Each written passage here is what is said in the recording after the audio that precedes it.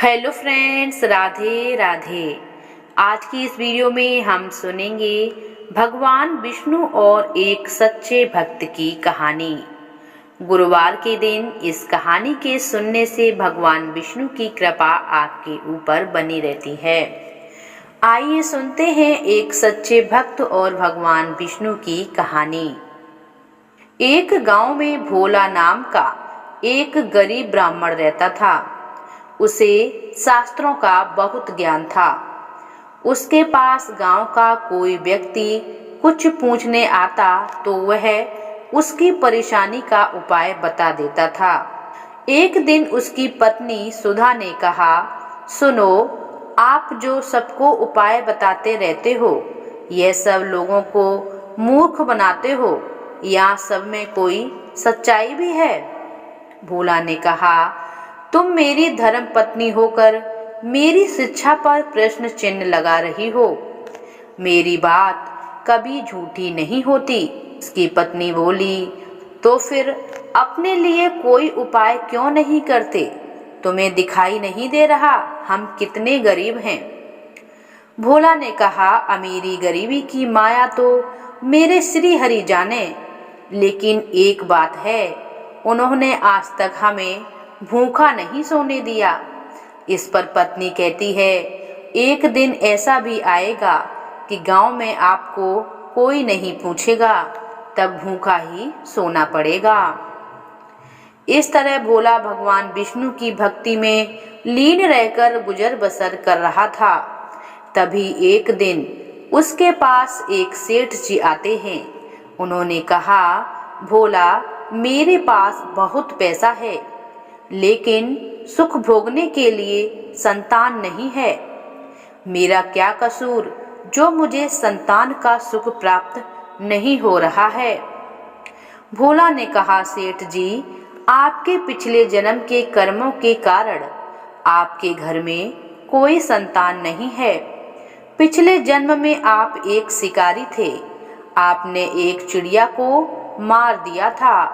वह अपने बच्चों के लिए दाना लेने गई, जिससे उसके बच्चे भूख से तड़प तड़प कर मर गए थे। इसी कारण इस जन्म में आपको संतान का सुख नहीं मिल पाया। सेठ जी ने कहा, पंडित जी, कोई तो उपाय होगा।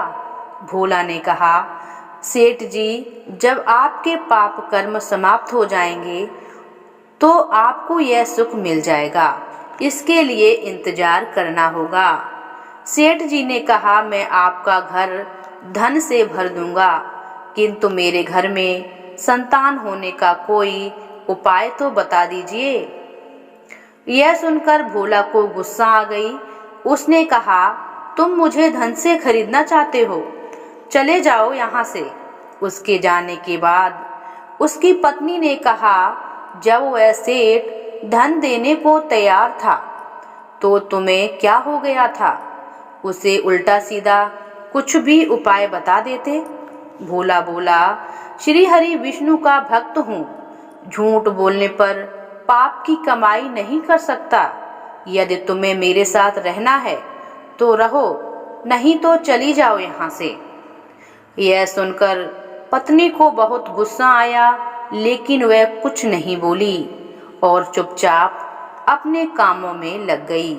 जिस दिन से वे सेठ गए, उस दिन से गांव वालों ने भोला के पास आना जाना भी बंद कर दिया, क्योंकि सेठ जी ने पूरे गांव में जाकर कहा कि वह तो लोगों को मूर्ख बनाकर पैसा लूटता है। ऐसी बातों को सुनकर गांव वाले भोला का विरोध करने लगे। कुछ समय के बाद भोला और उसकी पत्नी भूखे मरने की नौबत में आ गए। तब उसकी पत्नी ने कहा, मैंने तुम्हें कितना समझाया, लेकिन तुम तो अपनी भगवान विष्णु की चक्कर में पड़े हो। अब जब हम जिंदा ही नहीं रहेंगे तो भगवान की पूजा कैसे करेंगे? कुछ और दिन बीत गए। अब दोनों से उठा बैठा भी नहीं जा रहा था। वे दोनों अपने घर में लेटे हुए थे। पत्नी कहती, लगता है मरने का समय आ गया। इस पे पति बोला, मुझे तो लगता है भगवान से मिलने का समय आ गया है। तू भी आखिरी समय में हरि जी का ध्यान कर ले। भोला और उसकी पत्नी दोनों ही श्री हरि विष्णु का ध्यान करने लगे।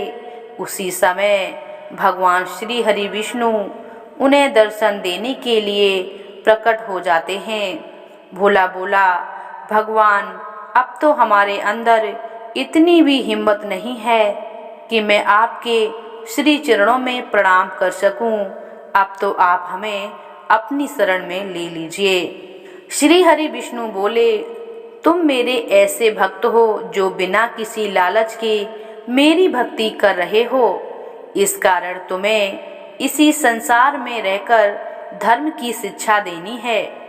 तभी भगवान श्री हरि विष्णु की कृपा से भोला और उसकी पत्नी दोनों पूर्ण रूप से ठीक हो जाते हैं। दोनों को भगवान विष्णु आशीर्वाद देते हैं। विष्णु जी बोले, मेरी कृपा से तुम्हें अन्य धन की कभी कमी नहीं होगी।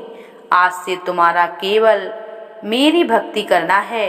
ऐसा कहकर भगवान श्री हरि विष्णु अंतर ध्यान हो जाते हैं और भोला का घर धन धान्य से परिपूर्ण हो जाता है और दोनों अपना जीवन संपन्न तरीके से व्यतीत करते हैं। तो ये है भगवान विष्णु और सच्चे भक्त की कहानी। ये कहानी आप लोगों को कैसी लगी हमें कमेंट करके ज़रूर बताइएगा। राधे राधे।